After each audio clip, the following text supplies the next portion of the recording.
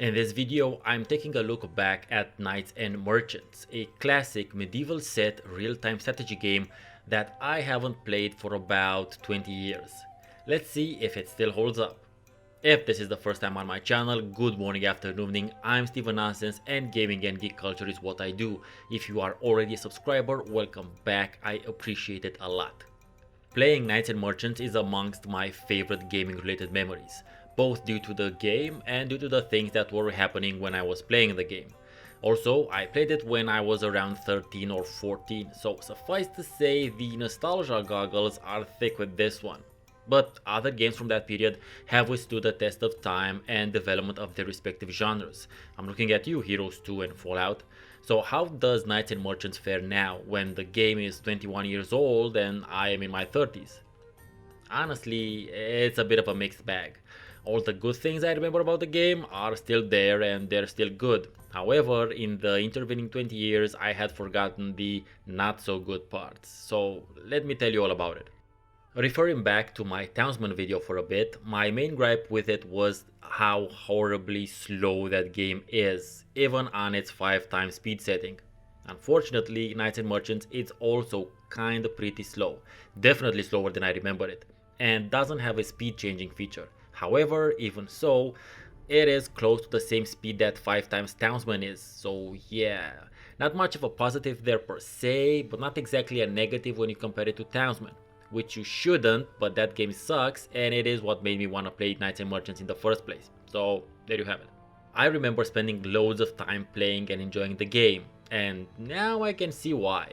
The game is objectively pretty slow by today's standards. However, back in 1998 when it was released and when I played it, maybe 1 or 2 years later, I used to have considerably more spare time on my hands. Knights and Merchants seems a lot like a proto-stronghold. It lures you in with the city building aspect, but it is wholly a combat oriented experience. And much like Stronghold, it suffers from that game's flaw of basically making you replay missions until you'd learn the sequence of events so that you'd eventually be able to succeed.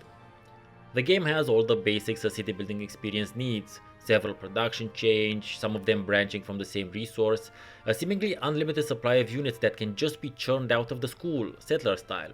But everything you make is in service of you building an army and vanquishing fine enemies. Now, in terms of how combat goes, it is a bit more involved than in Settlers, but less so than Stronghold, which is definitely the superior combat experience. I do appreciate, however, how intuitive and easy to use the army cursor is in relation to you telling your groups of units which direction to face towards, which is quite important, especially for archers. Combat tends to boil down to whoever has the most dudes, but your army's makeup is important in terms of which units are more effective against which other units, and there is a bit of tactical movement that you can do in order to benefit from the terrain. On a personal note, I had totally forgotten how fucking amazing the death animations are in this game. When a unit dies, you see their ghost skeleton burn with white-blue light into nothingness.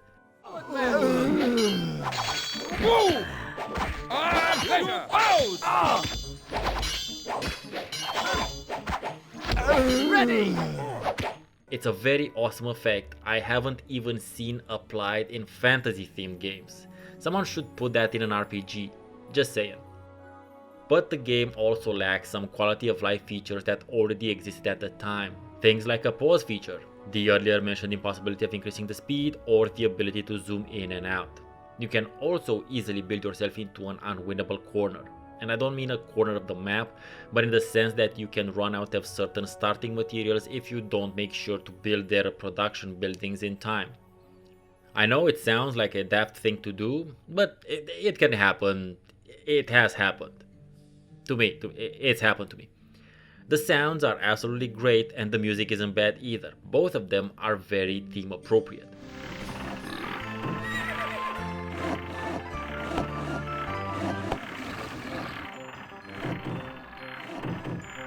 Now, when it comes to the graphics, this is what usually comes to my mind when thinking about the game. Well, actually, this is what comes in mind when thinking of this game. These wonderful sprite animations of these dudes crushing grapes with their bare feet. All of the sprite work animations are so incredibly detailed. My main favorite thing to do in the game was just watching my tiny dudes go about their business. It's just something I find incredibly relaxing, calming, something that brings me a weird sense of joy for reasons I cannot really explain. So by this time in the video, I think you're asking yourself, how the fuck am I zooming in and out since I just said the game didn't have a zoom feature? Well, after starting the Steam version of the game, it looks something like this. It was actually a bit better while I was playing it. I don't know why it recorded it stretched, but the size of the sprites was the issue. It would still have been playable and I would have played it, but I decided to do a quick search and see if there is an HD mod out there, like there are for Caesar 3, Pharaoh and Heroes 3. And not only did I find one, but I found a crazy cool, completely fan-made remake of Knights and Merchants.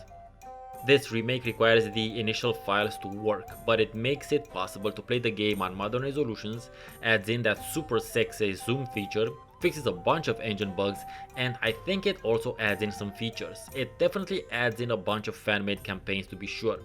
It's a definite must-have in order to play the game properly nowadays. In fact, the ability to zoom in made me appreciate the sprite animations that much more.